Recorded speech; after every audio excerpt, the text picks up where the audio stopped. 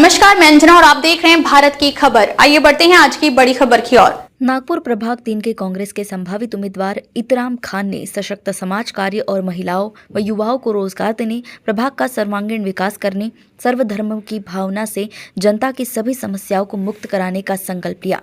मेरे द्वारा किए समाज सेवा का कार्य का फल आज मुझे जनता से मिल रहा है। अपने 10 वर्षों के समाज सेवा के कार्य से जनता की सेवा, सर्वधर्म समभाव की भावना से पिछले 10 वर्षों से जनता का जो प्यार मुझे मिल रहा है, उसके लिए मैं उनका तहे दिल से शुक्रिया करता हूँ। सर्वधर्म के लिए सामाजिक व धार्मिक कार्यक्रम में बढ़ चढ़कर हिस्सा लेने का कार्य किया, जिससे मुझे की जनता का समर्थन मिल रहा है। आगामी महानगर पालिका में कांग्रेस का शीर्ष नेतृत्व मुझ पर विश्वास जताएगा। मुझे टिकट देकर जनता की सेवा का मौका जरूर मिलेगा, ऐसा उन्होंने कांग्रेस पार्टी के नेतृत्व पर विश्वास जताया है। दर्शकों, इस वक्त हमारे समक्ष है इकराम खान, प्रभाग क्रमांक 3 से कांग्रेस के आप उम्मीदवार हो। सबसे पहले हमारे चैनल में आपका स्वागत है। जी, बहुत शुक्रिया सर, हम आपसे ये जानना चाहेंगे कि अभी महानगर पालिका के जो चुनाव है जी। डिक्लेयर हो चुके हैं, जी। काफ़ी दावेदार है कांग्रेस पक्ष में।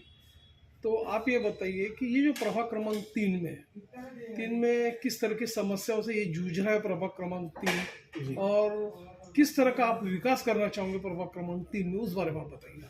जी, देखिए, प्रभाग क्रमांक 3 जो है वो समस्याएं जो है तो यहाँ पे बेसिकली एक तो ट्रैफिक की है। यहाँ पे अभी हाल ही में जैसे रोड बने, यहाँ पे काफ़ी चौड़े रोड है, 80 फीट के रोड है, लेकिन यहाँ पे गाड़ियाँ लग जा रही है रोडों के ऊपर में।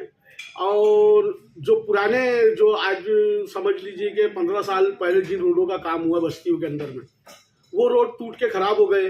दूसरी बात, अभी इन्होंने पीडब्ल्यूडी ने जो वाटर का काम किया, पाइपलाइन का काम किया, इनके ठेकेदारों ने पूरी लाइनें खोद करके जो है तो वैसी डाल दिया। उन्होंने अपना पाइपलाइन बिछाया, कनेक्शन लोगों को दे दिया और चले गए। अब इसके ऊपर में जो उन्होंने काम करना था, गट्टू लगाना था, या उसको प्रॉपर जिस तरीके से पहले था वो एरिया, उसी तरीके से एरिया रहना चाहिए, इसके ऊपर में कोई ध्यान नहीं दे रहा। और ये जगह जगह के ऊपर में गड्ढे खोद करके चले जा रहे हैं इनके ठेकेदार लोग, और एरिया को वैसे छोड़ दे रहे हैं। 15-15, 20-20 दिन तक के उसको जो है तो कंपाउंडिंग करके गड्ढों को छोड़ दिया जा रहा। बसेज यहाँ पे नहीं आ पा रही। यशोधरा के नाम से बस निकलती है और आज भी बस यहाँ पे यशोधरा चौक पे आती नहीं है। तो ये सारी बेसिक प्रॉब्लम जो एरिया के अंदर में है यहाँ पे। यूँ देखा गया कि उत्तर नागपुर के जो अपना आमदार है, विधायक जो है जी श्री नितिन जी राउत जी जी, उन्होंने अपने आमदार के फंड से काफी विकास किया हुआ है। जी जी, लेकिन जब बस्तियों की बात आती है, प्रभाग की बात आती है, जी, तो यहाँ का विकास अधूरा है। जी। तो आप ये बताइए कि जब पार्टी की तरफ से आपको संधि मिलेंगी या जी, आपको अवसर मिलेगा जी, प्रभाग क्रमांक 3 से जी, लड़ने के लिए, जी, तो किस तरह का विकास होगा, उस बारे में बताइए। मैं, अगर मुझे पार्टी टिकट देती है और अगर मैं जीत करके आता हूँ, तो मैं यहाँ पे स्वच्छता की तरफ में सबसे ज़्यादा मेरा ध्यान रहेगा। और यहाँ पे इस एरिया के अंदर में एक्चुअली ये जो हमारा एरिया प्रभाग क्रमांक 3, ये काफ़ी पिछड़े लोगों में से आता है। गरीबी जरा ज़्यादा है यहाँ पे, और डेली कमाने खाने वाले लोग ज़्यादा है यहाँ पे। तो स्कूल की भी जो सुविधाएं हैं यहाँ पे, गवर्नमेंट एक स्कूल है, लेकिन जिस तरीके की सुविधाएं उसके अंदर में होना चाहिए वो सुविधाएं नहीं है यहाँ पे। तो मैं इसके ऊपर में मतलब काम करना चाहूँगा कि इन गवर्नमेंट की जो स्कूल है इसके अंदर में इलेक्ट्रॉनिक आइटम रहे, कंप्यूटर रहे, और ये बच्चे जो प्राइवेट के अंदर में जो जिनके माँ बाप एक्टिव होकर के उसके अंदर में जाना चाहते हैं, तो वो इन गवर्नमेंट की स्कूलों के अंदर में आए। ये मेरा मेन बेस रहेगा इसके अंदर।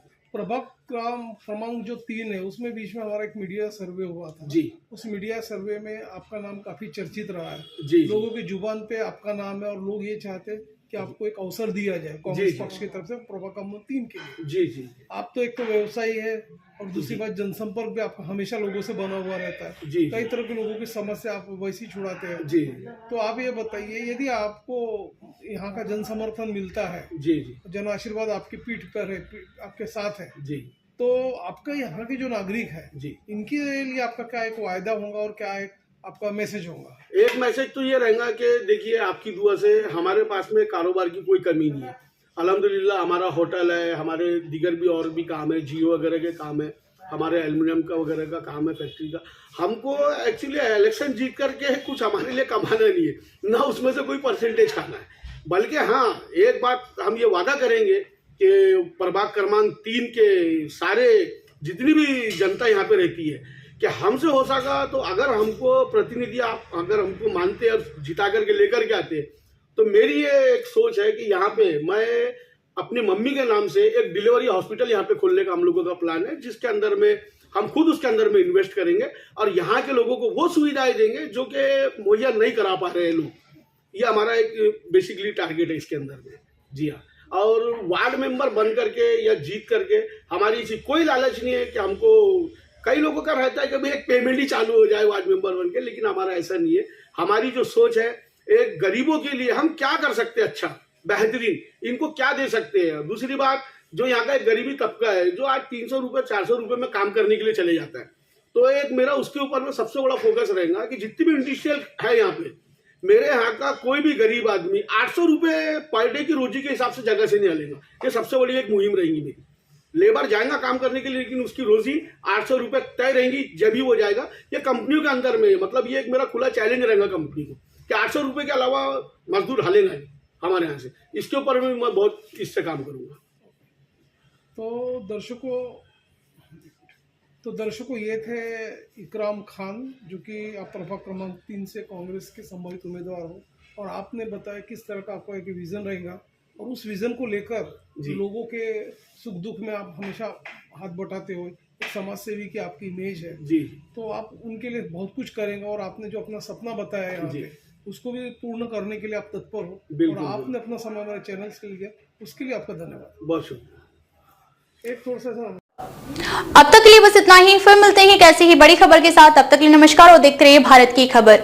अगर आपको वीडियो पसंद आई हो तो इसे लाइक करें व शेयर करें। ऐसे लेटेस्ट अपडेट पाने के लिए बेल आइकन को प्रेस करना ना भूलें। अगर आप हमें फेसबुक या फिर इंस्टा के माध्यम से देख रहे हैं तो हमारे पेज को फॉलो जरूर करें। धन्यवाद।